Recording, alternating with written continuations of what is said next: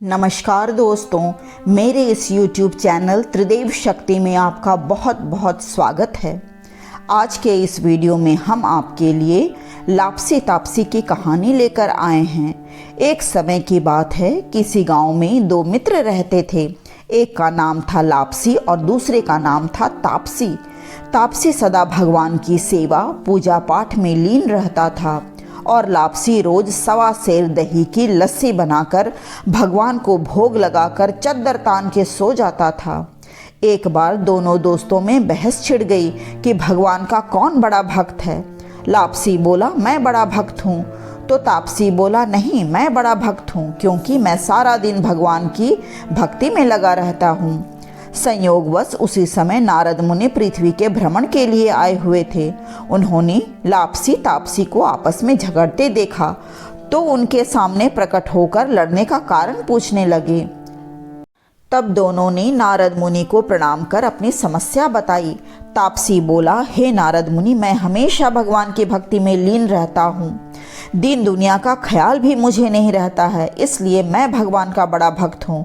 लेकिन ये लापसी मान ही नहीं रहा और खुद को भगवान का बड़ा भक्त बता रहा है।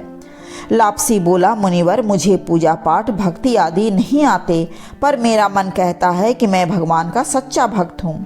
पर ये तापसी मेरी बात मान ही नहीं रहा।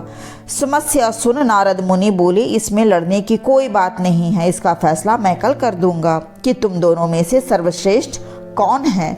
दोनों संतुष्ट होकर सब कुछ नारद मुनि पर छोड़कर अपने घर को चले गए। अगले दिन तापसी रोज की तरह सुबह स्नान कर पेड़ के नीचे आसन बिछाकर साधना करने बैठ गया। नारद मुनि वहां आए और उसे साधना करते देख उसके आगे एक 1.25 करोड़ की अंगूठी फेंक दी। तापसी साधना करते हुए जोर जोर से मंत्र जाप कर रहा था। तभी जैसे ही उसकी नज़र उस अंगूठी पर पड़ी, उसने इधर उधर देखा और वो अंगूठी उठाकर अपने पैर के नीचे दबा ली और फिर जोर जोर से मंत्रों का उच्चारण करने लगा। उधर लापसी सुबह उठा, 1.25 सेर दही की लस्सी बनाई और भगवान को भोग लगाकर खुद भी पी गया कि तभी नारद मुनि ने उसके सामने 1.25 करोड़ की अंगूठी डाल दी। लापसी की नज़र भी अंगूठी पर पड़ी। उसने अंगूठी उठाते हुए सोचा, ये तो बहुत महंगी अंगूठी लग रही है। जिस बेचारी की गिरी होगी वह कितना दुखी हो रहा होगा।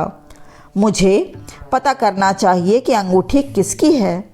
वो चारों तरफ अंगूठी लेकर ढूंढने लगा, लेकिन उसे कोई दिखाई नहीं दिया।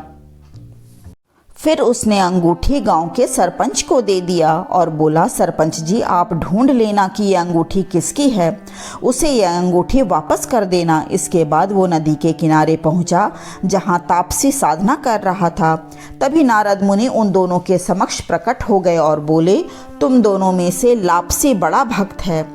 तापसी ने इसका कारण पूछा तो नारद मुनि बोले, तेरे घुटने के नीचे जो अंगूठी पड़ी है, तूने उसे चुराया है, जिसने तेरी साधना भंग कर दी है। और लापसी ने वो अंगूठी सरपंच को दे दिया। अब तापसी को अपने किए पर शर्म आई। नारद मुनि बोले, भक्ति का मतलब दिन रात भगवान के सामने बैठना नहीं है। सच्ची भक्ति का मतलब मन का भाव सदा सच्चा रखना और साफ रखना होता है। अब तापसी को समझ आ गया कि उसने कितनी बड़ी गलती की है। वह हाथ जोड़कर नारद मुनि के आगे खड़ा हो गया और बोला, मेरी गलती माफ़ करें और कृपया मेरा रास्ता बताएं, जिससे मुझे मेरी तपस्या का फल मिल सके। नारद मुनि बोले, अब तुम सच्चे मन से कार्तिक नहाओ, कार्तिक व्रत करो, पूजा पाठ करो, तभी तुम्हें सच्ची भक्ति प्राप्त हो सकती है। अगले वर्ष कार्तिक मास आने पर उसने स्नान पूजा पाठ आदि किया।